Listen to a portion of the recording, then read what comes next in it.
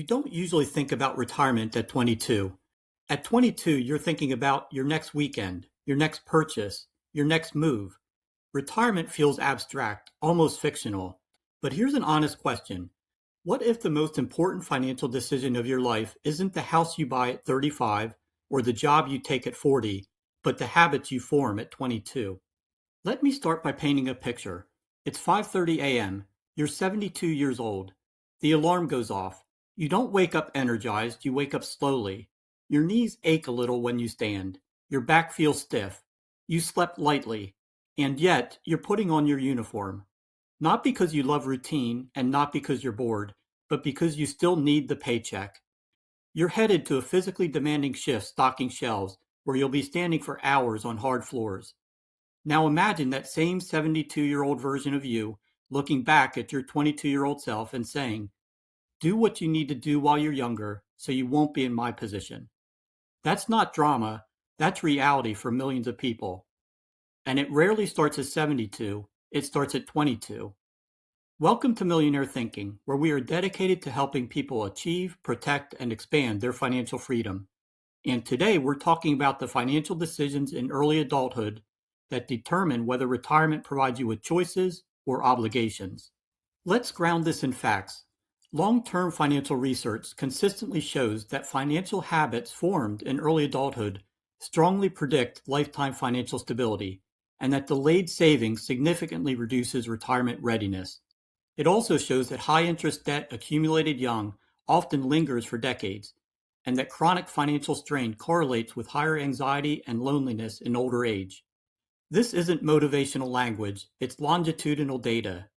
Researchers have tracked individuals over decades and found that early financial literacy, impulse control, and consistent saving are among the strongest predictors of later life financial well-being.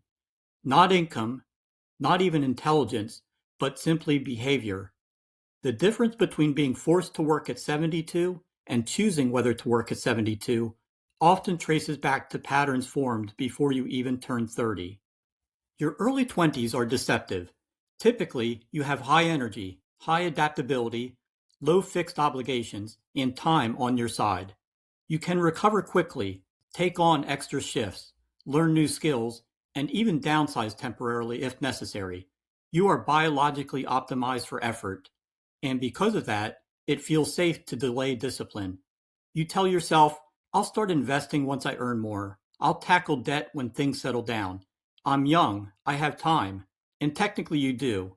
But what most people underestimate is how aggressively time compounds both good and bad decisions. Let's introduce some simple numbers.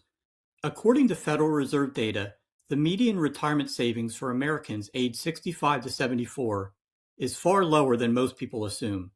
Many households approach retirement with savings insufficient to generate stable income without continued work. Now compare two scenarios.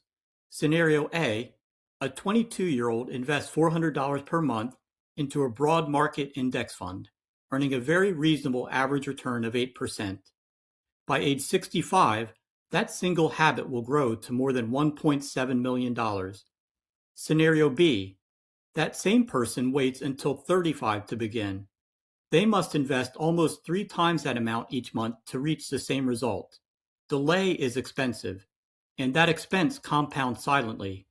The cost of postponing discipline at 22 doesn't show up immediately. It shows up 40 years later. Here's a serious problem most people don't want to talk about.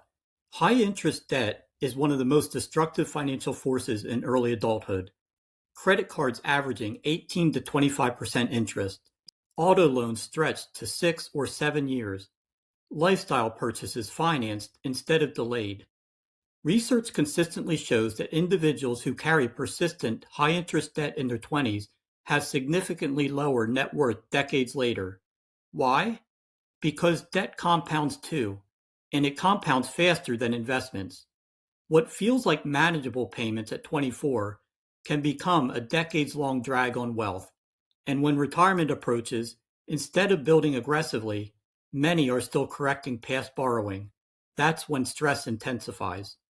Let's turn our focus to another 72-year-old. Imagine she's working a double shift waitressing. Her feet hurt.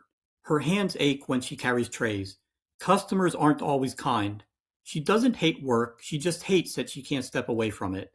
She sees younger coworkers complaining about small inconveniences, and she thinks quietly, if I could talk to my younger self, I would say one thing. Take the hard steps when your body is strong. Save, invest, avoid debt, learn early, because one day energy won't be automatic. That perspective rarely makes it into highlight reels, but it's common and is preventable. Before we move on, I'd like to ask you a small favor. If you appreciate this content, please take a second to like this video and subscribe to the channel. It costs you nothing, but it makes a huge difference to us. So, did you click the subscribe button? Great. Thank you so much. Now back to the video. At 22, living below your means feels restrictive. At 72, living below your means may feel mandatory. At 22, working extra hours is tiring. At 72, working extra hours can be physically painful. At 22, learning financial literacy takes effort. At 72, rebuilding financial stability takes urgency. This is a central idea. Voluntary discipline early protects you from forced discipline later. Millionaire thinking is not about luxury, it is about removing future pressure. Financial strain isn't just about numbers. Research shows long-term financial insecurity is linked to higher anxiety, reduced life satisfaction, and increased loneliness in older adults. Money does not guarantee happiness, but lack of money often removes peace. When bills are uncertain, options shrink. And when options shrink, stress rises. Financial margin is psychological margin. There's another, even deeper layer. Financial stress doesn't stay isolated. Children raised in households with chronic financial strain often inherit patterns of anxiety and scarcity thinking. Conversely, children raised in financially stable environments inherit education, calm, and clear-eyed abundance thinking. The hard decisions you make at 22 don't just echo into your 70s, they echo forward into future generations. That is financial leverage on a generational scale. Taking your medicine in your 20s does not mean living miserably. It means understanding how compounding works, avoiding destructive debt, building emergency savings, investing consistently, even small amounts, controlling impulses. Research repeatedly confirms that early financial literacy is one of the strongest predictors of future financial health. Not talent, not background, just habits. And habits formed early have decades to multiply. Let's be clear, there is nothing wrong with working at 70. Many people do so happily. The problem is not work.